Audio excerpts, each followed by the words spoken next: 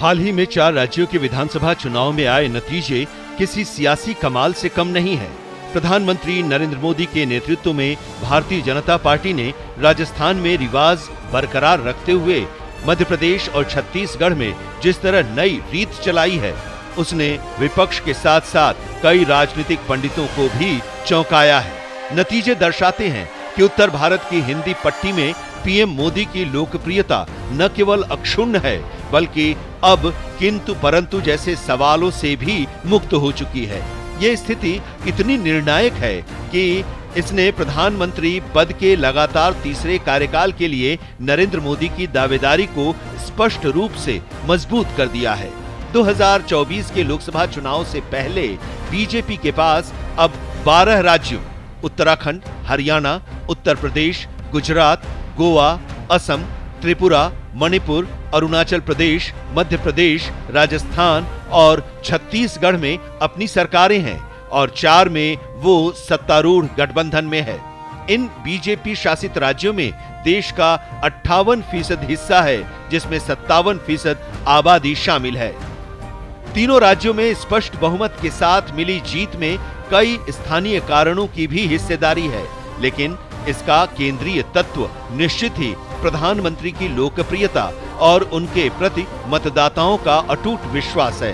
प्रधानमंत्री के मार्गदर्शन में जन कल्याणकारी योजनाओं का जिस व्यापक पैमाने पर क्रियान्वयन हुआ है, वो चुनाव दर चुनाव उनके लिए एक ऐसी ताकतवर ढाल का काम कर रहा है जिस पर विपक्षी रणनीतियों के तमाम अस्त्र शस्त्र बेअसर हो जाते हैं। मुफ्त राशन, गरीबों, किसानों, महिलाओं को नगद राशि, किफायती आवास, शौचालय, सिलेंडर जैसी योजनाएं, महंगाई, बेरोजगारी और कृषि क्षेत्र में बढ़ रही चुनौतियों की चुनावी काट साबित हुई है। आमतौर पर धारणा यह है कि जहां इन योजनाओं का उचित क्रियान्वयन मतदाताओं को सरकार से जोड़ता है, वहीं इसमें किसी भी तरह की कोताही या लीकेज असंतोष की वजह भी बनता है। लेकिन एक के बाद एक चुनावी नतीजे इस बात को रेखांकित करते हैं कि गरीब मतदाताओं और श्रमिक वर्ग पर मोदी का प्रभाव कायम है। जिस बीजेपी को अपनी शुरुआती वर्षों में अगड़ी जातियों का समर्थक और शहरी पार्टी के रूप में देखा जाता था, वो पिछले 9-10 वर्षों में समाज के हर वर्ग में अपनी पैठ बना चुकी है। इसके अलावा अमित शाह के योगदान ने इस अभियान को वो धार दे दी जिसकी काट विपक्ष ढूंढे नहीं ढूंढ सका।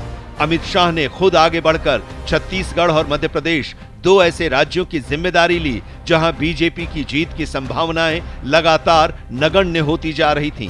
अपनी मेहनत और सधी राजनीति से उन्होंने छत्तीसगढ़ में थके हारे संगठन और मध्य प्रदेश में भीषण अंदरूनी कलह से जूझ रही पार्टी की स्थिति का जायजा लिया और उसी के अनुसार रणनीति तय की। पहले बूथ स्तर से लेकर राज्यों के मुख्यालयों तक कार्यकर्ताओं में बीजेपी की सरकार बना लेने का विश्वास पैदा किया और फिर उन्हें मैदान में उतारकर खुद भी कई दर्जन रैलियां और रोड शो किए। राजस्थान में भी नेतृत्व के कठिन प्रश्न को अमित शाह ने नियंत्रित कर बाकी दावेदारों के एकजुट प्रयासों को सुनिश्चित किया।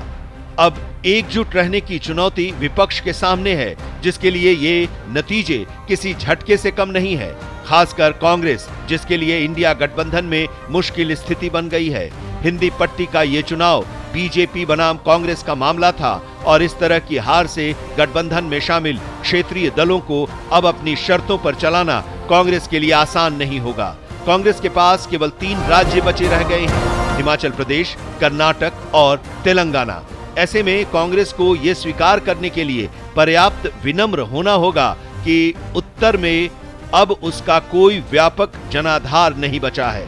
हालांकि कांग्रेस अध्यक्ष मल्लिकार्जुन खड़गे ने कहा कि पार्टी अस्थायी असफलताओं से उबरेगी और गठबंधन में अपने सहयोगियों के साथ लोकसभा चुनाव के लिए पूरी तैयारी करेगी। लेकिन इतना तय है कि बाकी दल अब गठबंधन की धुरी होने के उसके दावे को आसानी से नहीं मानेंगे।